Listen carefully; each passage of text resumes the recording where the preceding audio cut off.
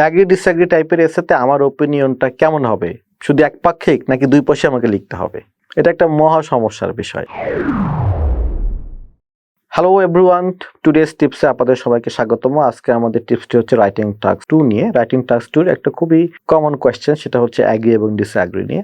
এবং opinion letter এই টাইপের কোশ্চেনে আমাদের কাছে প্রচুর নক আসে, সেই বিষয়ে আমরা আজকে আলোচনা করব। তা হচ্ছে অ্যাগ্রি এবং ডিসঅ্যাগ্রি টাইপের এসেতে ওপিনিয়নটা আমরা কিভাবে দেব।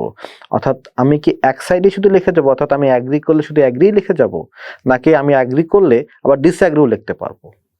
এটা একটা বিগ কনফিউশনের জায়গা। এখানে আমাদের টিপসটি হচ্ছে এটা ডিপেন্ডস করে আপনার কোশ্চেন্স টাইপের উপরে। চলুন দেখে আসি দুই টাইপের একটা কোশ্চেন্স।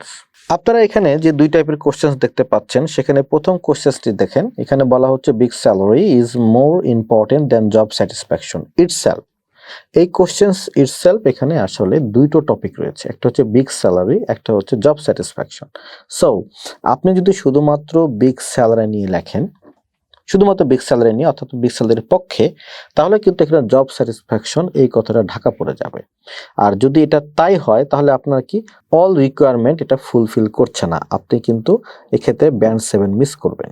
আবার আপনি যদি সেকেন্ড টপিকে যান, ইন সাম কান্ট্রিজ অনেক মানুষ সাফার করছে হেলথ প্রবলেমে, বেশি খাওয়ার জন্য আর কি।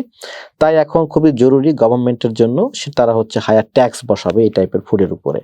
এই টপিকটাতে কিন্তু কোনো দুটো সাইড নেই, এই টপিকে কিন্তু একটা সাইড রয়েছে। কাজেই আপনি যদি এই টপিকের সাথে অ্যাগ্রি করেন এবং শুধু পক্ষের কথাগুলোই তুলে ধরেন, তাহলে আপনার জন্য কোনো সমস্যা হবে না।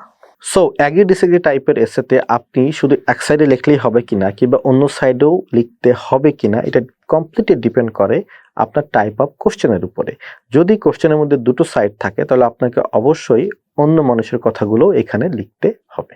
Thank you very much. Patronus Education, exacting excellence.